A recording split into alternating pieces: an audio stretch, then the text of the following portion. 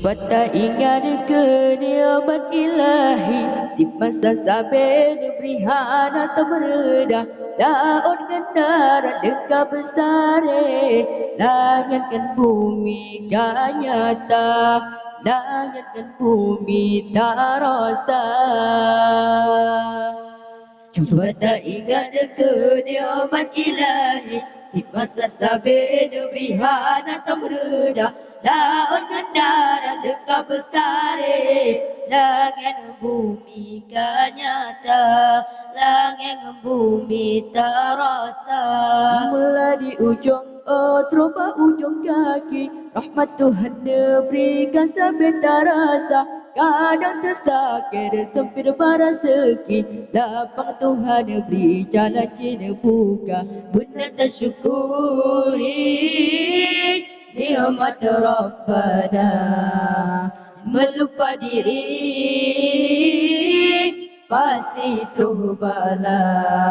Ulama menang getanjo serama wali-wali ulama Arab berangkat tujuan kena menghadap unang geranya ke ili Aceh tempat ulama sufi nilai Acehnya serama Mekah yang perintah oleh Iskandar muda batas uti bunyi bersembira ubaran depannya kota raja ubaran depannya kota raja. Allah cepat tak ingat ke nikmat ilahi di masa sabar berihan atau meredah daun gendaran dekat besar langit bumi terasa langit bumi kan nyata.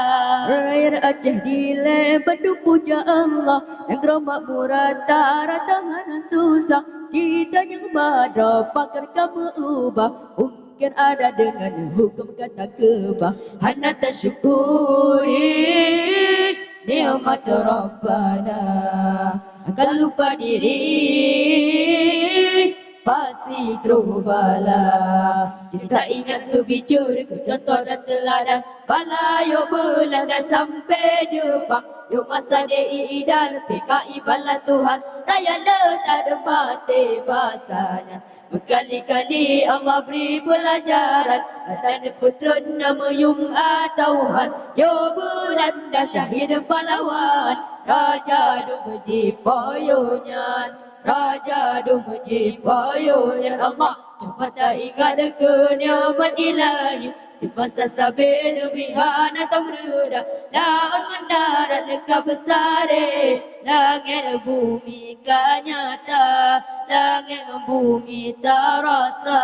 Hati urun ke Tuhan umur ke Nabi cukup tak ketukri dan ketu beda kana kerasa banding dengan kuning baju bau ubi dengan pisang wa Tuhan batu bomu ude sare behanyi Ute meritik baka ingrata penjajah Jepang masanya cukup tak keji cukup tak benci ji ulama usaha raya menghaji yuk geri jarudi salah dicari jadi tanpa orang roh hijau baso biri-biri uban haji briji do'ilaja sudah terhati wate tarawih apa benda bila gaya kana apa benda bila gaya kana. Allah cepat tak ingat ke nikmat ilahi di masa sabar berihan atau meredah daun gendaran dekat besar